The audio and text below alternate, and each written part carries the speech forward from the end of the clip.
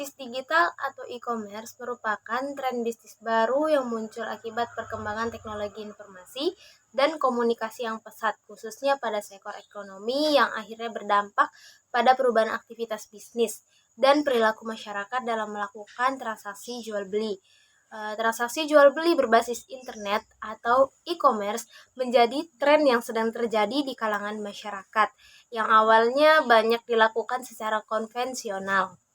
Penelitian ini menggunakan analisis jalur path analysis, yang merupakan pengembangan dari analisis regresi berganda dengan memakai program FU 9,0 dan diolah menggunakan metode Ordinary Least Squared atau OLS untuk mengetahui pengaruh variabel independen, variabel intervening terhadap variabel dependennya. Revolusi Industri 4,0 adalah sebuah perubahan signifikan dalam proses penciptaan suatu produk. Perubahan ini terletak pada digitalisasi Abdullah pada tahun 2019. Revolusi Industri 4,0 ditandai dengan berlakunya ekonomi digital yang berbasis Internet of Things atau bisa disebut dengan IoT. Kehadiran ekonomi digital sebagai bagian dari revolusi industri 4,0 yang telah membuka peluang baru dalam bidang perdagangan dan menjembatani kepentingan produsen, konsumen, dan pasar tanpa dibatasi ruang dan waktu.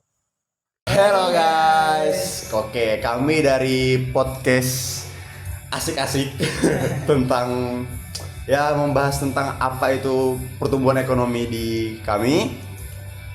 Saya Muhammad Ikhwan Hawarizmi. Saya Wafid Delvina. Saya Fahadul Rabani. Dan teman kami sebelumnya yang bernama Adelia Syahara.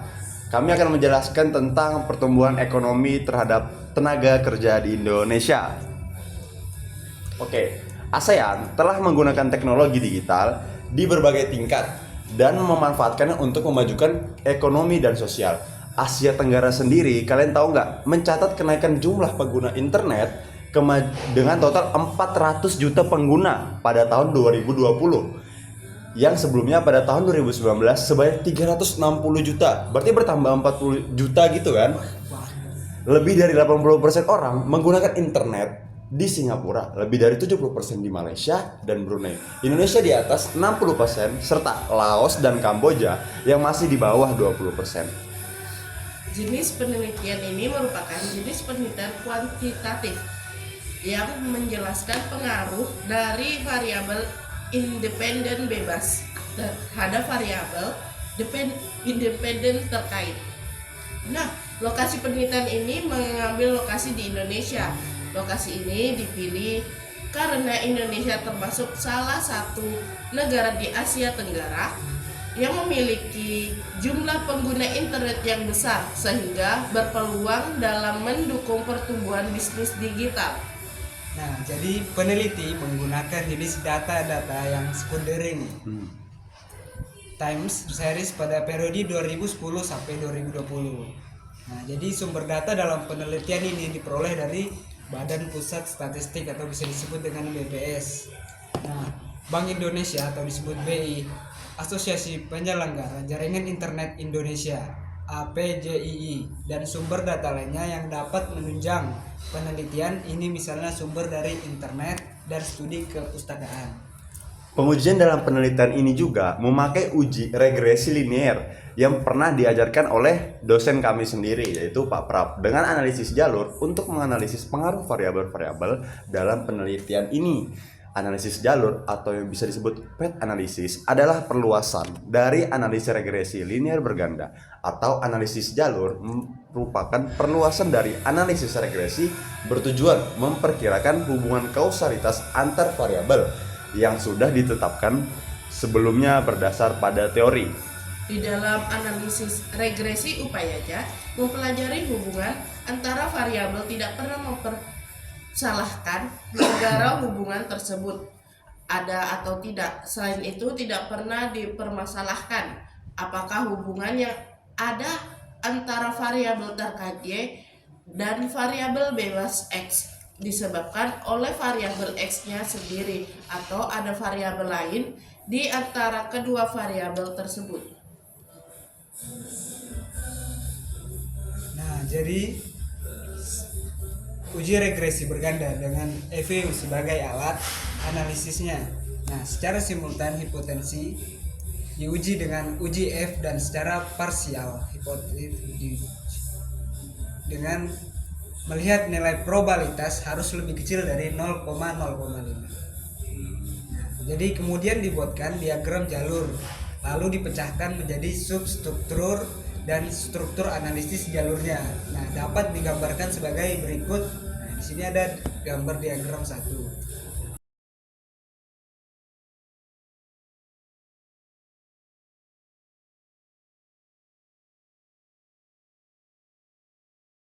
Hasil dari nilai diagram jalur tersebut menjelaskan seberapa besar pengaruh dari masing-masing variabel bebas terhadap variabel terikat yang dinamakan dengan koefisien jalur. Kemudian dari hasil penelitian yang kami lakukan dan dari hasil jurnal yang kami teliti, yaitu kita mendapat ada beberapa perkembangan variabel. Yang pertama, perkembangan variabel pertumbuhan ekonomi. Pertumbuhan ekonomi merupakan salah satu tolak ukur penting dalam menentukan keberhasilan pembangunan ekonomi, di mana pertumbuhan ekonomi menggambarkan dampak nyata dari kebijakan pembangunan yang dipegang. Pertumbuhan ekonomi erat kaitannya dengan proses perbaikan produksi barang dan jasa dalam kegiatan ekonomi masyarakat. Pertumbuhan ekonomi Indonesia sendiri dari tahun ke tahun terjadi secara fluktuatif ya, di mana untuk periode yang sama tahun 1905 sampai 2020 yaitu bisa kita lihat pada tabel berikut.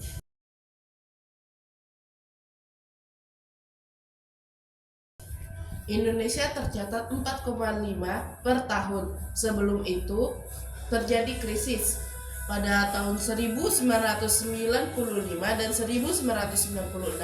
Pertumbuhan ekonomi adalah 4,70 dan 7,84. Namun untuk tahun 1997 dan 1998 pertumbuhan ekonomi mengalami penurunan yang sangat drastis, yaitu sebesar 8,22 hingga min 13,33%. Ini karena krisis ekonomi tahun itu. Krisis ini disebut krisis moneter karena awal mula krisis berasal dari indikator ekonomi, seperti salah satunya adalah penurunan nilai tukar rupiah, kondisi arus kasbah menurun, dan pinjaman publik melonjak drastis.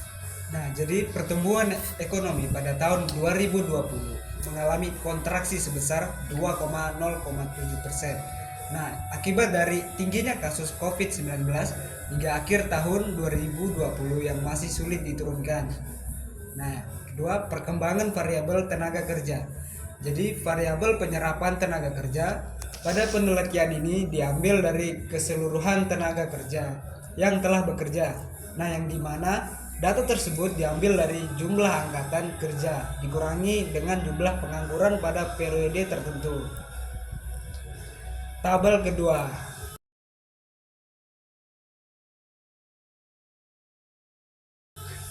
Kemudian, jumlah tenaga kerja di Indonesia menunjukkan kenaikan tiap tahunnya walaupun tidak terlalu begitu signifikan, yang mana pada tahun 2020 terjadi penurunan. Tenaga kerja yang awalnya pada tahun 2019 sebanyak 133 juta tenaga kerja turun sekitar 2 juta tenaga kerja menjadi 128 juta tenaga kerja di tahun 2020, dengan persentase pertumbuhan tenaga kerja di tahun 2019 sebesar 90,06 turun menjadi 92,93%, yang berarti terjadi penurunan persentase pertumbuhan tenaga kerja sebesar 2% dari tahun 2019 sampai 2020. Kemudian perkembangan variabel pertumbuhan bisnis digital, yaitu era ekonomi digital sebenarnya telah berlangsung sejak tahun 1980-an menggunakan personal komputer atau yang bisa kita sebut PC dan internet sebagai teknologi utama yang digunakan untuk efisiensi bisnis. Kelahiran e-commerce di Indonesia bermula dari hadirnya Indonet. Saat itu Indonet merupakan internet service provider di Indonesia. Kemunculan Indonet menjadi cikal bakal penggunaan teknologi di segala bidang, tidak ada dalam bisnis online. Kemudian pada tahun 1996 muncul Dia Viacom, Intrabumi atau Dinet yang dianggap sebagai pelopor perdagangan online. Adapun jumlah dan penetrasi pengguna internet di Indonesia dapat dilihat pada tabel berikut.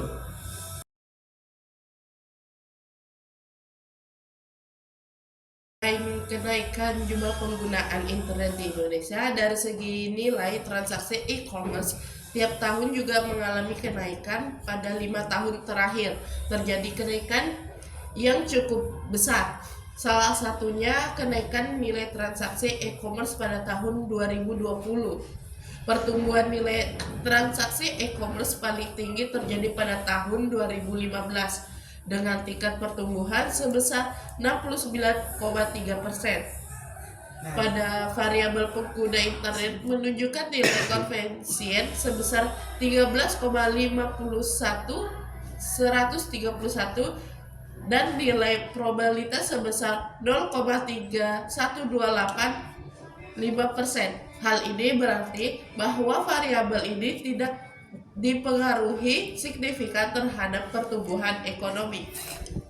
Nah, selanjutnya, variabel tenaga kerja memiliki pengaruh positif terhadap pertumbuhan ekonomi dengan nilai koefisien sebesar 247,88,3. Nah, dan nilai probabilitas 0,0031-5%. Berarti variabel ini juga secara parsial memiliki pengaruh yang signifikan terhadap variabel pertumbuhan ekonomi, yang dimana setiap kenaikan variabel tenaga kerja sebesar 1% akan meningkatkan PDB sebesar 247,8803 miliar rupiah.